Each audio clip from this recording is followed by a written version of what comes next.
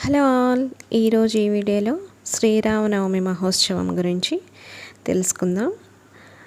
శ్రీరామనవమి పండుగ అంటే మన హిందూ సంప్రదాయంలో ఎంతో విశిష్టత కలిగిన పండుగల్లో శ్రీరామనవమి ఒకటి.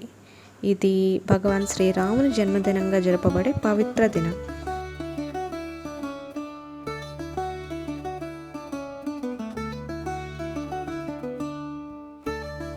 ఈరోజు శ్రీరాముని జీవితం నుండి ధర్మం, న్యాయం, ధైర్యం, మర్యాద, విధేయత వంటి గుణాలను మనం గుర్తు చేసుకుంటాం.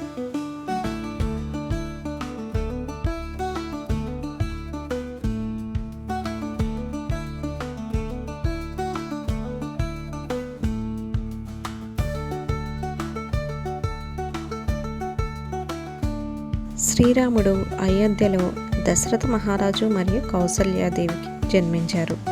త్రేతాయుగంలో పాపానికి చెక్ పెట్టేందుకు శ్రీ మహావిష్ణువు రామరూపంలో అవతరించాడు. ఈ జన్మదినం చైత్ర శుద్ధ నవమి నాడు జరిగినట్లు పురాణాల్లో చెప్పబడింది. ఈ పర్వదినం మనకు శ్రీరాముని ఆదర్శ జీవితం గుర్తు చేస్తుంది. ఆయన విధేయత, సత్యము, ధర్మపాలన మనకు మార్గదర్శకంగా నిలుస్తాయి. శ్రీరామనవమి రోజున ప్రజలు ప్రత్యేక పూజలు, హోమాలు నిర్వహిస్తారు. రామపారాయణం, శ్రీరామ కథలు వినడం కూడా ఒక భాగం. ఇది తెలంగాణ, ఆంధ్రప్రదేశ్, తమిళనాడు, ఉత్తర భారతదేశంలో శ్రీరామనవమి ఉత్సవాలు ఎంతో వైభవంగా జరుగుతాయి. శ్రీరాముని కళ్యాణోత్సవానికి కొన్ని ప్రాంతాల్లో ఎంతో వైభవంగా నిర్వహిస్తారు. పంచామృత అభిషేకాలు, శ్రీరామ కళ్యాణం, రథోత్సవాలు నిర్వహిస్తారు. ఈ పండుగ మనందరినీ మన జీవితంలో సత్యం, ధర్మం మరియు న్యాయాన్ని పాటించేలా ప్రేరేపిస్తుంది.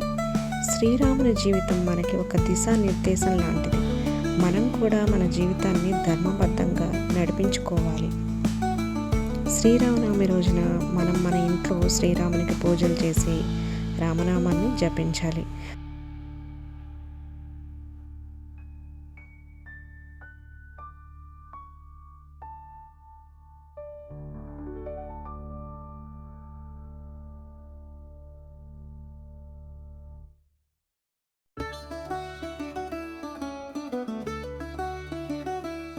శ్రీరాముని ఆశీస్సులతో మనకి సుఖ సంతోషాలు, సుఖశాంతులు కలగాలని కోరుకుందాం. అందరికీ శ్రీరామనవమి శుభాకాంక్షలండి. జై శ్రీరామ్.